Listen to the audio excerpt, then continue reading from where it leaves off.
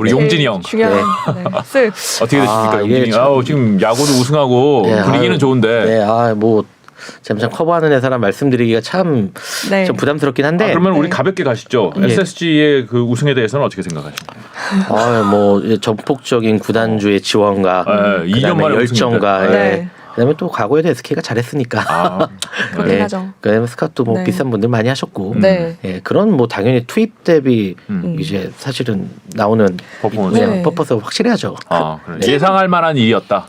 뭐 그래도 뭐 조금 좋은 선수들이 많으시니까 감독도 좋으시고 구단주도 좋으시니까 뭐 그 정도 결과 자체를 뭐 충분히 달성할 수 있을 만한 잠재력이 있었던 야구단인 것 같다. 그러면 투입을 많이 했다는 소리는 돈을 많이 썼다는 얘긴데. 한 200억 대 이상의 연간 지원금이 조금 있었던 걸로 조금 알려져 있어요. 그러니까 뭐 저희가 뭐 야구 기자도 아니고 정확하게 뭐 트레이딩 비용은 없겠지만 어쨌든 뭐 우리가 얘기하는 구단주가 상당히 많이 관심을 가지면 뭐 그거에 따른 당연히 이제 향후에 발생할 수 있는 캐시 자체가 많으니까 뭐 그런 의지 자체도 많이 발생했다라고 보고 있는데 다만 이거를 조금 애매해요. 뭐 이마트 입장에서 200억 정도를 투자를 했던 걸로 알고 있어요. 근데 이게 어느 정도의 마케팅 효과가 있다라고 사실은 산술적으로 표현하기 자체는 상당히 어려운데 결과론적으로 그냥 올해만 놓고 보면 이마트 실적이 그렇게 썩 좋지는 않거든요. 그래요? 아니 이게 우승했다고 프로모션 그러니까 세일 같은 거 많이 하고 잘 팔렸다는 기사는 나오던데. 3일 했잖아요. 그러니까 그게 하루 매출액이 뭐 엄청났단 말이에요. 엄청 낮겠죠. 근데 제 얘기는 200억은 연간으로 쓴 거고. 그게 이제 3분기까지 실적만 놓고 봤을 때 이마트 실적은 전년 대비해서 좀 부진하거든요. 그러니까 그렇게 산출적으로 놓고 보면 효과가 있었냐라는 부분은 사실은 잘 모르겠고. 인터넷 바이럴에 비해서 실속은 없었을 수 있다. 다만 이제 각인 효과 자체는 좀 컸을 거다라고 보고 있어요. 어쨌든 이마트도 최근에 보면 IP 사업을 상당히 확대하려고 하고 있고 IP 사업을 확대하는 과정에서 저희가 어쨌든 웬만히 아시는 분은 제릴라라는 캐릭터 자체가 IP 사업? 캐릭터.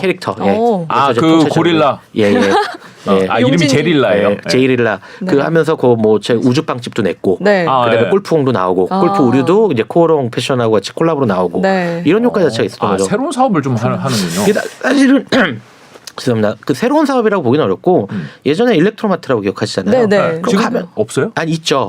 그것도 하나의 IP 사업이었죠. 사실은 일렉트로맨이라는 거 계속. 그러네. 일렉트로맨이 있었네. 그게 이제 결국은 하나의 캐릭터를 해서 이제 고유의 컨텐츠 자체를 가져가려는 비즈니스 모델이기 때문에 그런 부분에서 계속해서 이제 트라이하는 것 자체는 저는 긍정적으로 평가를 합니다. 근데 LG 팬인 제 입장에서는 LG 트윈스 팬인 제 입장에서는 굳이 제릴라를 사고 싶진 않거든요. 그거는 이제 이마트의 전략에 맡기겠습니다. 제가 언급해드릴 수 있는 부분은 아니고 이마트의 전략. 그럴 수 있군요. 타팀의 팬 입장에서는 뭐 하는 거야? 이런 느낌이군요. 나중에 좀 범용적인 캐릭터 IP로 확대시키기 위해서 하시겠죠. 왜냐하면 얘네가 지금 보시면 PB 브랜드, 노브랜드 버거, 노브랜드를 만들고 나서 노브랜드 버거, 노브랜드 피자까지 확대되는 구조로 가고 있거든요. 그러다 보니까 이 IP라고 하는 게 무슨 캐릭터 상품뿐만이 아니라 하나의 고유 브랜드를 안착화시키는 작업이잖아요. 그러니까 아마 말씀하셨던 LG 팬이기 때문에 기자님께서 지금은 약간 불편할 수 있지만 나중에 뭐 제일일라 LG가 나올 수도 있고 뭐 모르는 거잖아요. 그런 거를 확장성을 생각하시고 하실 것 같긴 해요. 다만 이게 IP 사업이 어렵잖아요. 아니 그렇지. 그거 사실 그럼 LG 팬이면 뭐 롯데마트 안 가요? 그건 아니잖아요. 그렇긴 하죠. 그게 또 좀 다르긴 하네요. 근데 캐릭터는 삼성전자 제품 안 사나? 그 제품은 사는데 캐릭터는 조금 다른 문제인 것 같아요. 다른가? 하여튼 캐릭터에 관심이 있다는 건 맞네요. 옛날에 뭐 삐에로 뭐 이런 것도 있었잖아요. 뭐 삐에로 쇼핑 캐릭터라기보다는 그냥 이름만 삐에로인가요? 따라한 거 아니에요? 뭐 저기 갑자기 기억이 안 나는데 일본 거를 따라했다가 동쿄테 따라했다가 좀 안 좋은 결과를 가지고 출출했죠. 그 새로운 시도 되게 많이 하고 많이 접었죠. 맞습니다. 많이 접었습니다. 그때 뭐 화장품 파는 뭐 그 올리브영 비슷한 뭐 그런 것도 있었던 것 같고. 아니 뭐 너무 많이 접어가지고 기억이 잘 안 나요. 기억나는구만. 진짜 너무 많이 접어가지고 뭐 생활용품 전문점도 이거 했다 저거 했다가 뭐 너무 많이 접고 해가지고 사실은 그것도 되게 재밌는 스토리는 있어요. 왜냐면 자 재밌는 스토리 나갑니다.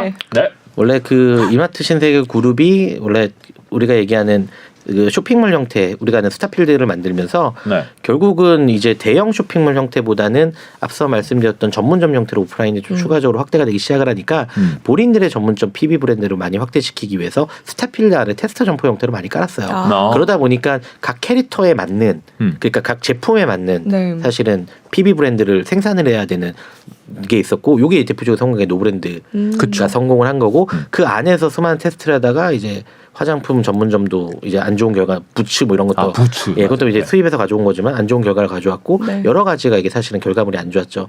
사실은 이거는 우리나라에서 마이너하게 제일 잘하는 그룹은 이랜드 그룹 같아요.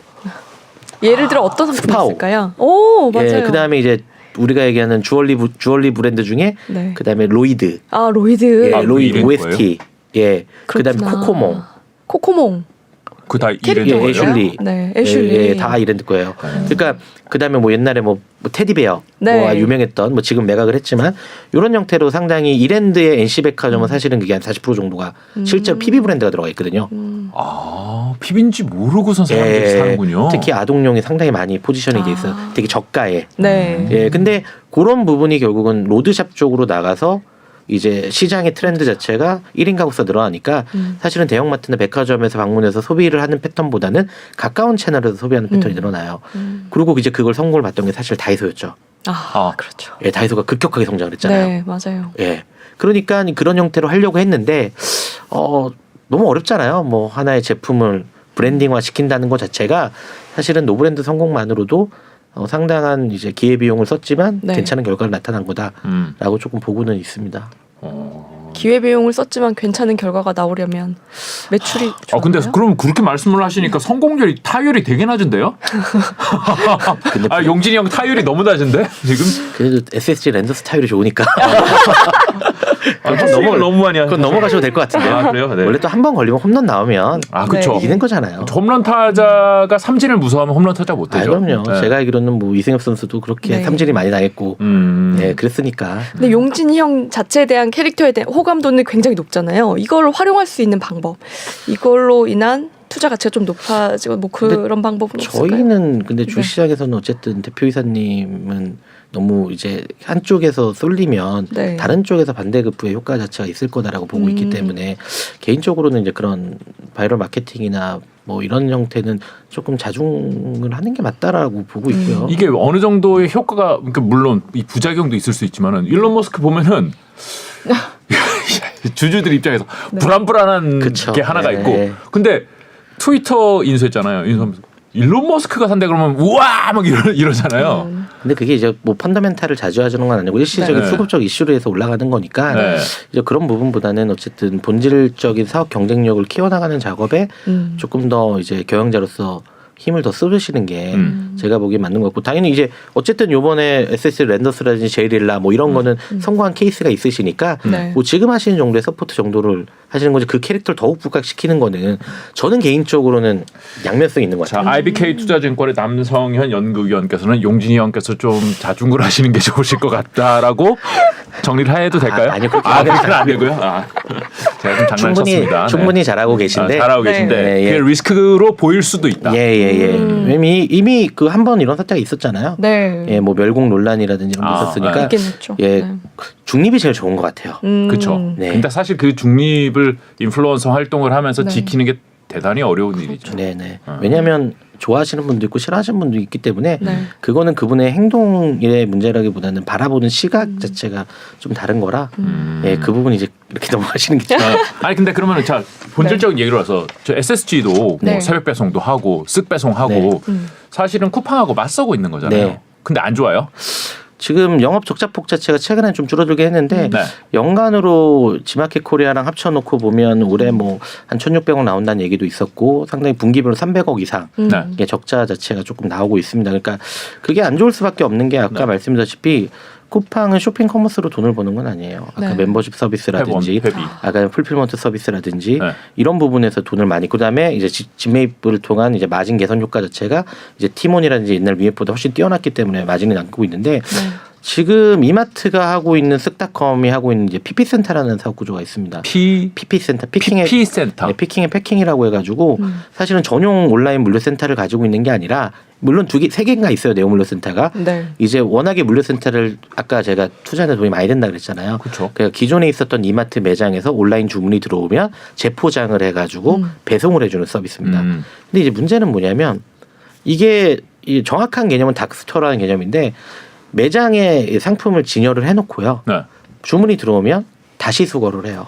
그래서 혹시 매장 가보시면 검은색 조끼를 입고 카트를 끌고 다니면서 물건을 PDA 같은 거에 막 입력하시면 담으시는 분들을 보셨을 거예요. 대신 쇼핑을 해주는 거군요. 예, 그러니까 이제 온라인에서 주문이 들어오면 포장을 해주는. 포장. 그러니까 장바구니에 예, 담아주는. 예. 아. 근데 이게 결국은 인건비가 들어갑니다. 그렇죠. 효율성이 떨어지겠네요. 예. 공간 활용도 그렇고. 예, 그게 이제 적자 자체가 많이 나오고 또 새벽 배송은 사실은 우리가 뭐 근로시간 기준이라든지 이제 새벽 배송을 하면 당연히 물류비가 네. 조금 더 들어갈 수밖에 없어요. 네. 그러다 보니까 지금 이거를 확장했을 때 결국은 벌어들일 수 있는 사업 구조 자체는 제한적인데 우리가 얘기하는 이제 효율성 그러니까 규모의 경제가 언제까지 나올지 모르니 네. 지금 이렇게 경기 침체 자체가 이어지고 있는 상황에서는 최근에 그런 배송 이제 커버리지 영역이라고 해야 되죠. 이런 걸 좀 줄이고 있는. 그러니까 비효율성이 나오는 사이트 자체는 조금 줄이고 있는 행위 자체로 발생을 하고 있습니다. 그러니까 결국에는 우리도 물류센터 지어서 효율성을 달성해야 되는데 물류센터를 지금 당장 지을 만한 여력은 안 되니 조금 기다리자. 좀 예. 눈치 좀 보자. 그러니까 좀 우회하는 전략적 방법을 선택을 했는데 사실은 이게 인건비라든지 그다음에 이제 우리가 하는 쓱닷컴에 주는 지급 수수료 비율이 높아지다 보니까 지급 수수료? 그러니까 누구한테 주? 이게 이런 구조예요. 그러니까 온라인 주문을 저희가 이마트몰에서 주문을 하시면 네.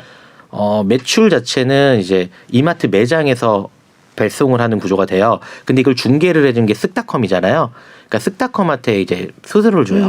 그거 다 온라인 같은 회사 아니에요? 쓱닷컴이 근데 이제 이마트랑? 근데 이제 왜냐하면 쓱닷컴은 이제 어피니티에 투자를 받았기 때문에 사실은 다른 회사죠. 주주가 다르니까. 아 지분 비율이 다르군요. 예, 100% 자회사가 아니니까 네. 사실은 그런 부분 때문에 이제 공정거래법상 당연히 수수료 지급해야 됩니다. 네. 다른 계열사니까. 네. 그러니까 이제 이마트 별도라고 하는 회사에서의 수익성이 많이 떨어지죠.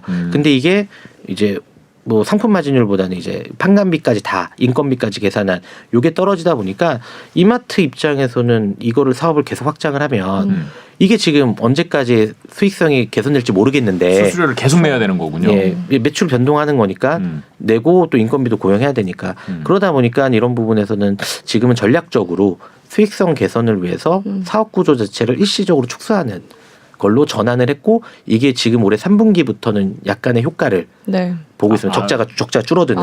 예. 줄어들고 있구나. 아니, 그러니까 소비자가 느끼기에는 쑥에서 시키나 쿠팡에 시키나 그렇죠. 큰 차이 없게 느껴지는데 네. 그 뒤에서 이루어지는 구조는 전혀 다르네요. 네. 그러니까 원래는 이제 네오물류센터라고 하는 온라인 전용 센터를 만들면 네. 상품 매입을 쓱닷컴에서 해요. 그리고 네. 자기네들 포장해서 공급을 해요. 그건 쿠팡과 같은 구조라는 거죠. 예. 네. 근데 이제 문제는 그것도 사실은 이마트가 도매 가격으로 상품을 넘겨요. 왜냐하면 쓱닷컴은 매입 능력이 없기 때문에. 네. 그래서 이게 사실은 그냥 제가 보기엔 조삼모사예요. 이렇게 깨잖아 저렇게 깨잖아 똑같은데 네. 이걸 사업 구조를 너무 많이 했는데 온라인 비중이 너무 많이 커진 거죠. 그러니까 회사 입장에서는 좀 부담이 되다 보니까 지금 어쨌든 뭐 경기 상황도 좋지도 않고 오프라인 매장이 뭐 엄청나게 잘 되는 시장도 아니잖아요. 그렇죠. 그러니까 결국은 기존의 신사업이라고 했던 부분을 일단은 폭풍은 피해가야 되니까 어느 정도는 이제 새벽 배송의 그 커버리지를 줄이면서 비용 효율화 작업으로 일부 들어갔기 때문에 네. 안타까운 건 그거죠. 쿠팡은 더 확장하고 있는데 네. 우리는 사업 영역을 이렇게 한마디로 영업망을 축소하는 거잖아요. 이게 조금은 안타까운 그렇구나. 현상이죠.